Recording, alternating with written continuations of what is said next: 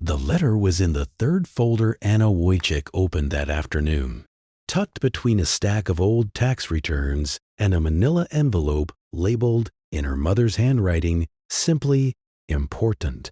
Do not throw away," a label that had apparently, over 3 decades, come to apply to nearly everything in the drawer.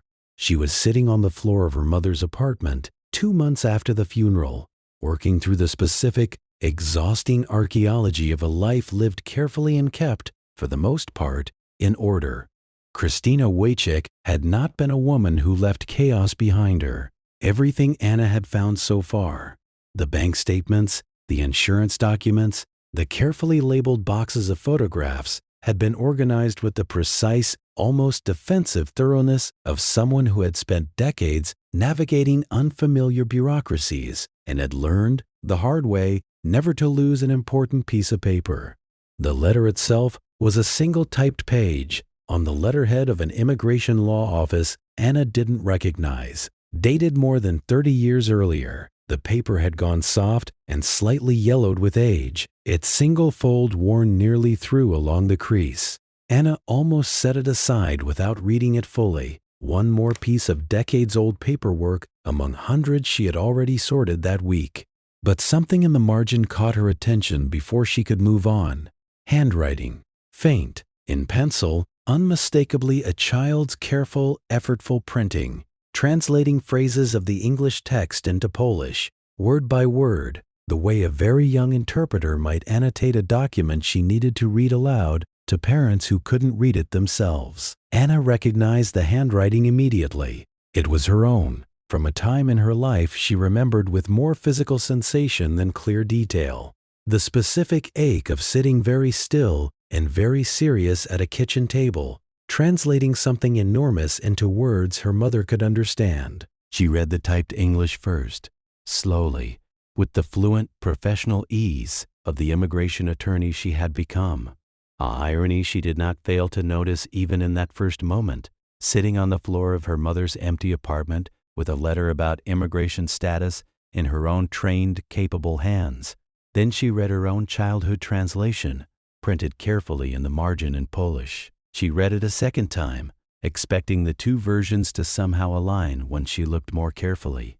They did not. Anna Wojcik was 44 years old, an immigration attorney with a small but respected practice, specializing in family reunification cases, a specialty she had chosen at 26, fresh out of law school, and had never, in 18 years of practice, fully examined the reasons behind, beyond a vague, often repeated explanation that she'd simply found the work meaningful. She had come to the United States with her parents at 8 years old, part of a wave of Polish immigration in the late 1980s that had brought her family, along with countless others, to a new country with a new language neither of her parents spoke with any real fluency.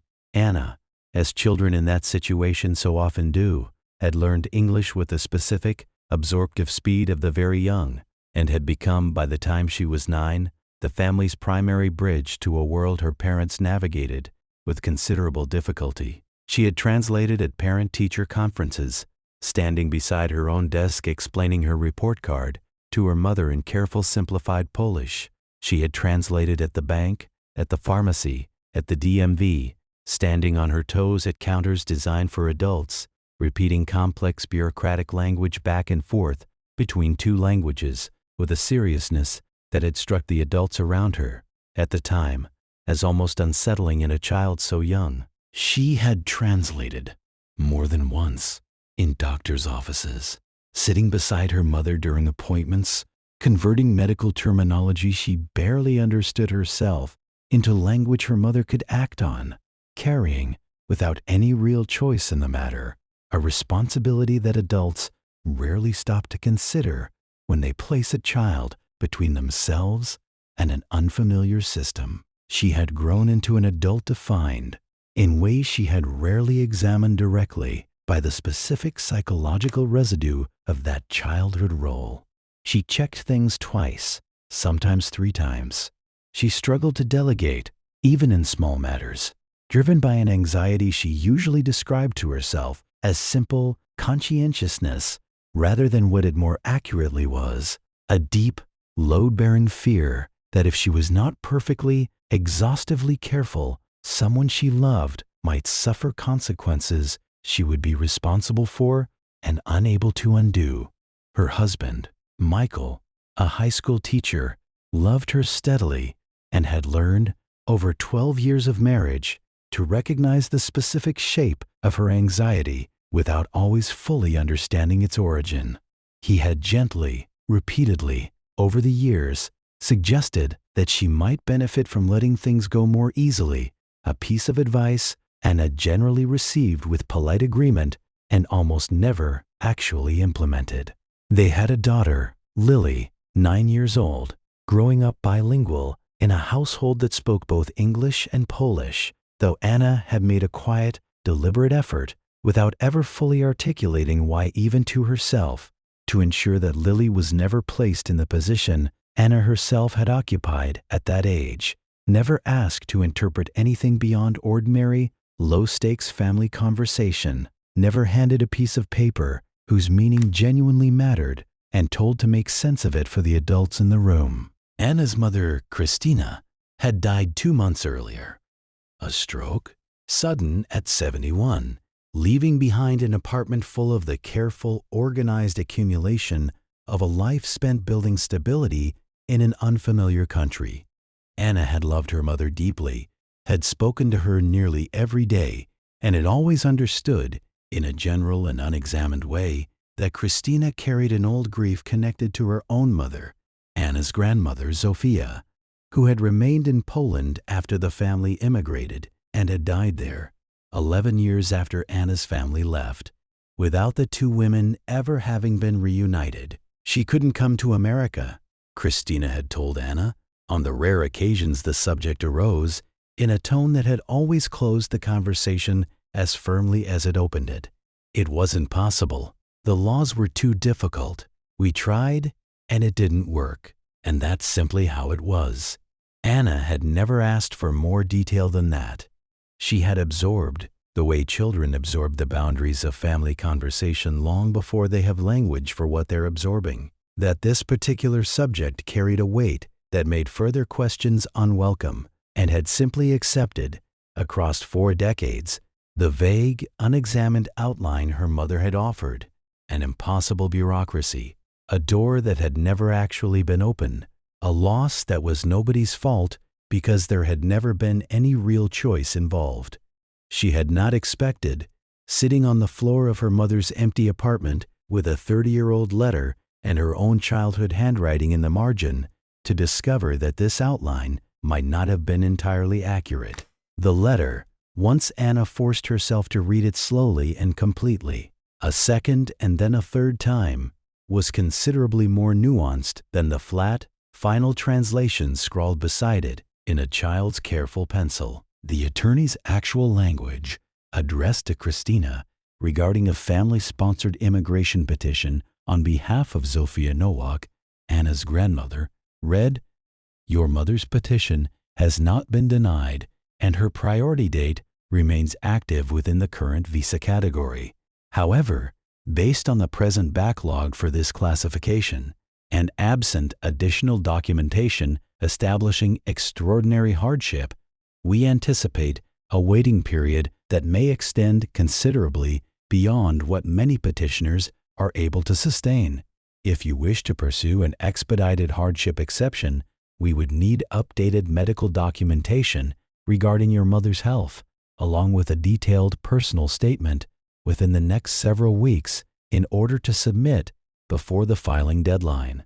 Anna read this passage 3 times, the professional part of her mind, the part that had spent 18 years reading immigration correspondence for a living, parsing it instantly and completely. This was not a rejection. This was a request for additional action, a door still technically open, requiring specific, time-sensitive documentation that the family would have needed to gather and submit within weeks. Beside this passage, in the margin, in her own 11-year-old handwriting, Anna had written a single line of Polish, the translation she had apparently delivered aloud to her parents at their kitchen table more than 30 years earlier. Babcia nie może przyjechać. to Niemożliwe. Grandmother cannot come. It's not possible. Anna sat on the floor of her mother's apartment for a long time, the letter in her lap, feeling something cold and enormous settle into her chest as the actual sequence of that distant evening began, slowly, to reconstruct itself in her memory. She remembered, now that the letter had pulled the specific scene back into focus, sitting at the kitchen table on a weeknight, exhausted from a full day of school, her father still in his work clothes, her mother standing at the stove with her back half turned, listening. She remembered the letter feeling impossibly dense. Words like petition, priority date, hardship exception, filing deadline, vocabulary far beyond what an 11-year-old, however precocious, could reasonably have been expected to parse with full accuracy under the specific pressure of translating it aloud, in real time, for two anxious adults waiting for an answer. She remembered, more vaguely, the sensation of her own exhaustion and fear of getting something wrong, and the specific, understandable impulse of a frightened child to simplify an overwhelming wall of unfamiliar language into something she could actually manage to say out loud. She remembered her mother's face, hearing the translation, a specific, quiet collapse, quickly composed, the particular stillness Christina's face had always gone whenever something painful arrived and needed, immediately, to be absorbed and set aside rather than fully felt in front of her family. She did not remember, because there had been nothing to remember, any subsequent conversation about hardship documentation, medical records, filing deadlines. The subject had simply closed that night, the way subjects in her family so often closed, and had apparently never been reopened. Anna did not tell Michael about the letter for nearly 2 weeks. She told herself, during those weeks, that she needed time to process it fully before bringing anyone else into the specific, private horror of what she'd found. The understanding, arriving in slow, unbearable waves, that a translation she had delivered at 11 years old, made in good faith, under enormous and unfair pressure, might have closed a door that had actually still been open, might have cost her mother the chance to ever see her own mother again before Zofia's death 11 years later. She returned to her law office and continued working her ordinary caseload, other families, other petitions, other children she occasionally noticed sitting beside anxious parents in her own waiting room, translating forms with the same serious, effortful concentration Anna herself had once brought to a kitchen table. Letter 30 years earlier, she found herself watching these children with a new, uncomfortable attention, understanding, in a way she never had before, exactly how much weight they were being asked to carry, and exactly how easily, under that weight, a single word or phrase could shift an entire family's trajectory without anyone involved ever fully realizing what had happened. Until decades later, she began checking her own casework with even more compulsive thoroughness than usual, rereading every letter to clients 3 and 4 times, double-checking every translated document with an outside interpreter, regardless of her own fluency, a pattern Michael noticed within the first week, watching her stay at the office later than usual, watching her bring case files home and review them again at the kitchen table long after Lily had gone to bed. "You've been somewhere else," he said, on a Friday evening nearly 2 weeks after the discovery, finding her at the table with a stack of papers she wasn't actually reading, simply holding. "I don't think it's just your mom anymore. I think something specific happened, and you're carrying it by yourself." Anna told him then. The letter, her childhood handwriting in the margin, the actual legal language versus the translation she'd delivered, the vague outline her mother had always given about Zofia's immigration being simply impossible. Michael listened without interrupting, his expression moving slowly from confusion into something more troubled as he understood the full shape of what Anna was describing.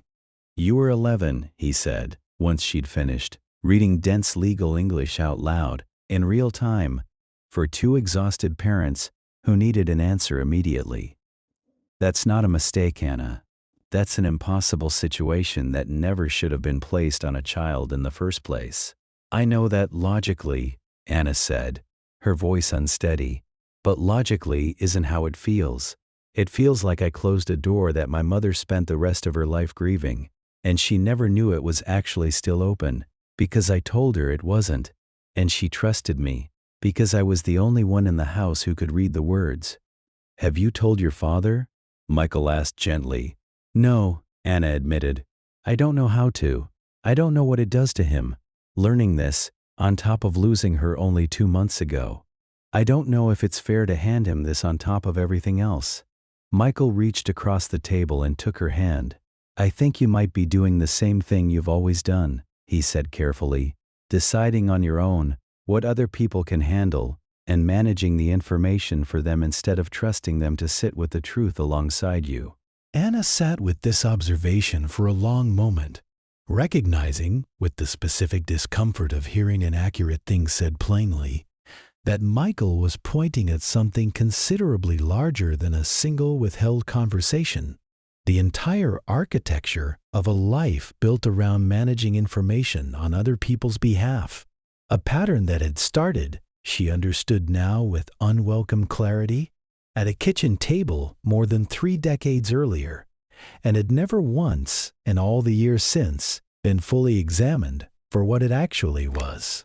Anna told her father, Tomasz, the following weekend, sitting across from him at the same kitchen table, moved, years earlier, into her own home after her parents downsized, where the original mistranslation had once been delivered.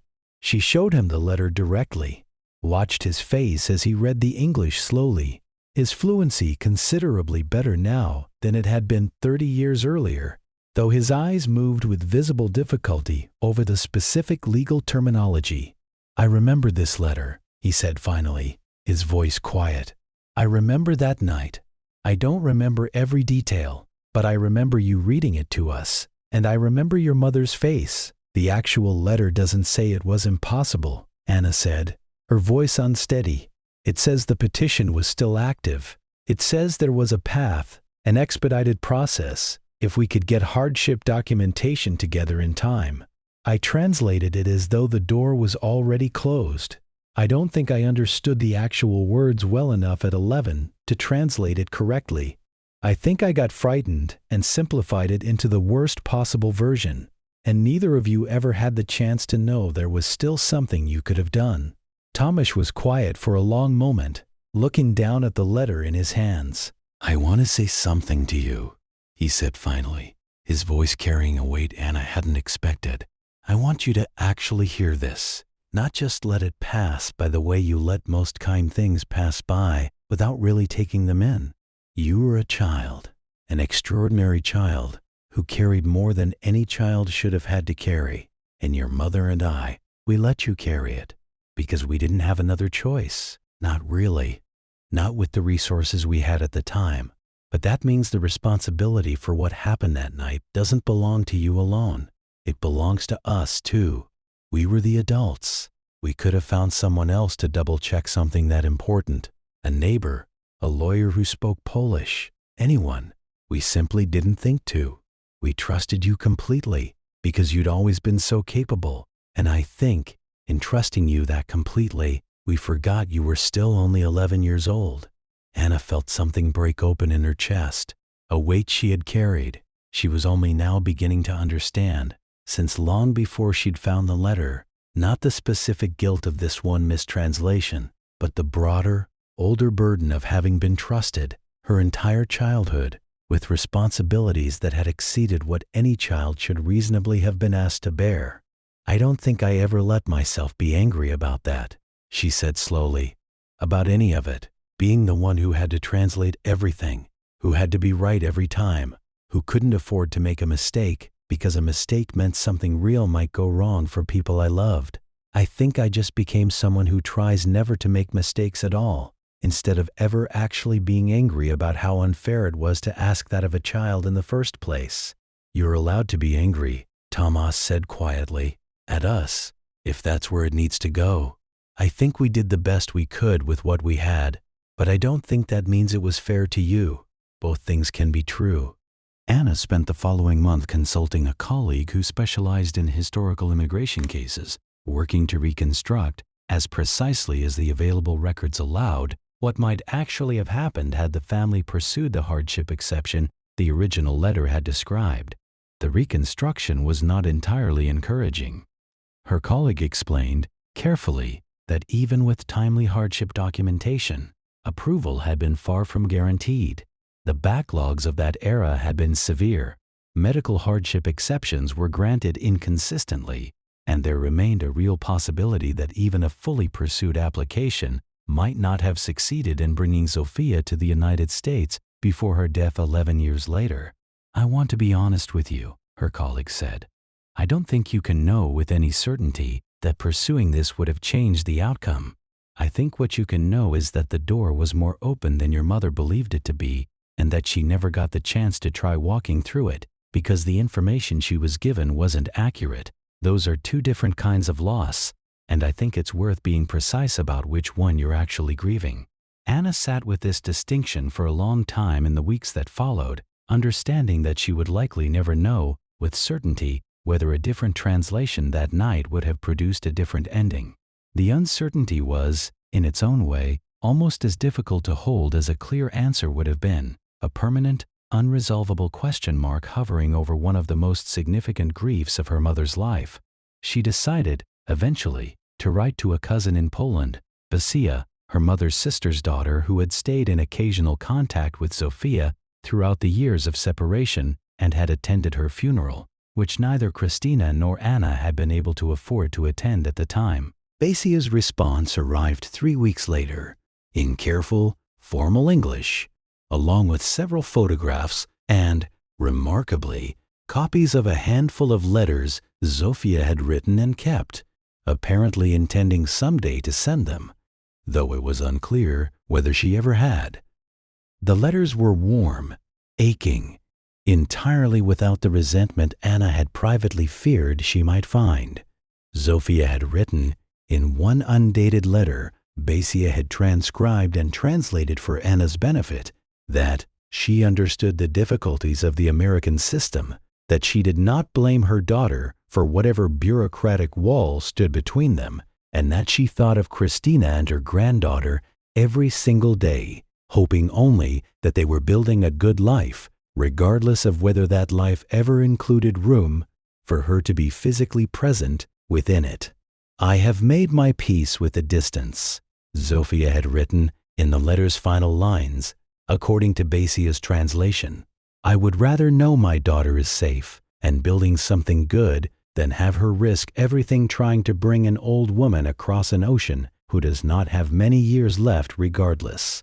Tell her, if you ever have the chance, that I am proud of her.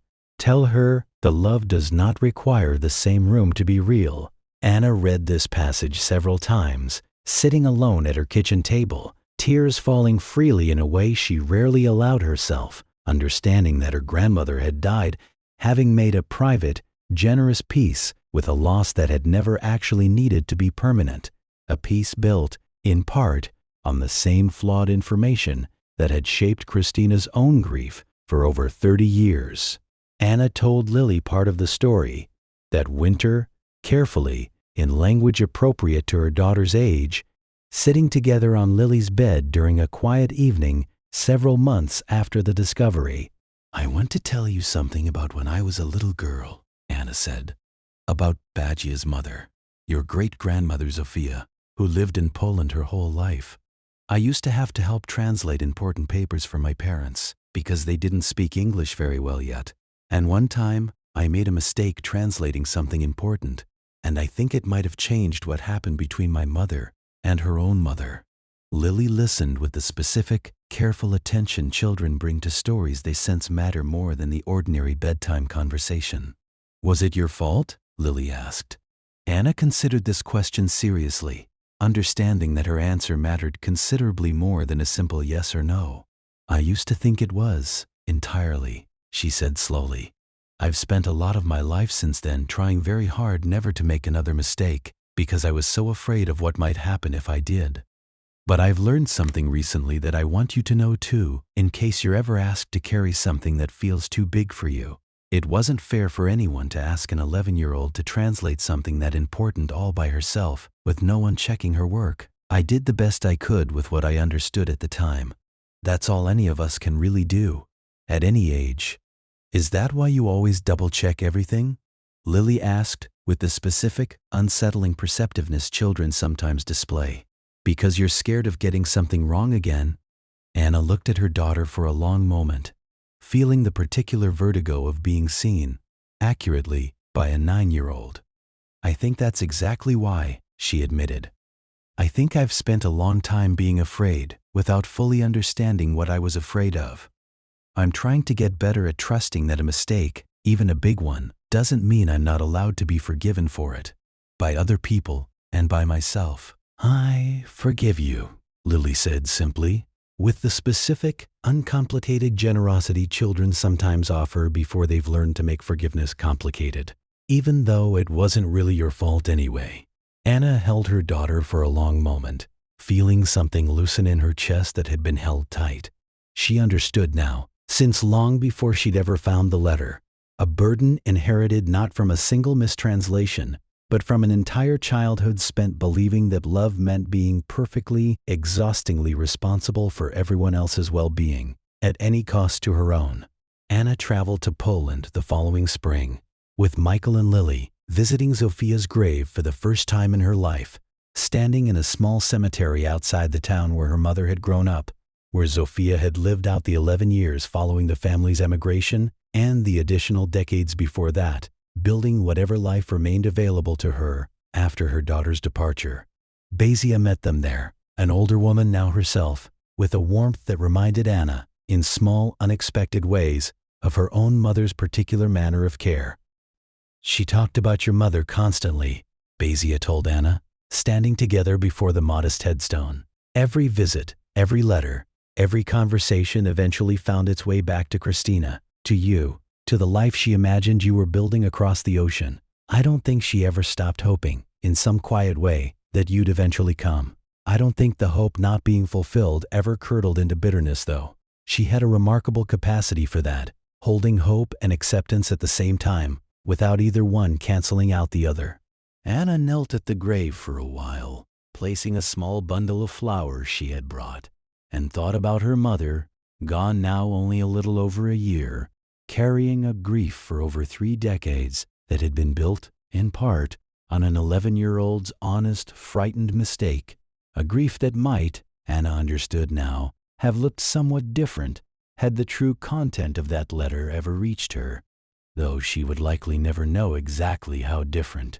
She thought about the specific, complicated piece available in that uncertainty, not the clean resolution of learning that everything would have turned out differently, nor the equally clean resolution of learning that nothing could have changed at all, but something messier and more honest sitting between those two possibilities, a door that had been more open than anyone in her family had ever known, a woman on the other side of that door who had built her own peace with the distance regardless, and a chain of love that had, despite every obstacle, every mistranslation, every unbridgeable ocean, somehow managed to survive intact across 3 generations who had never all stood in the same room together.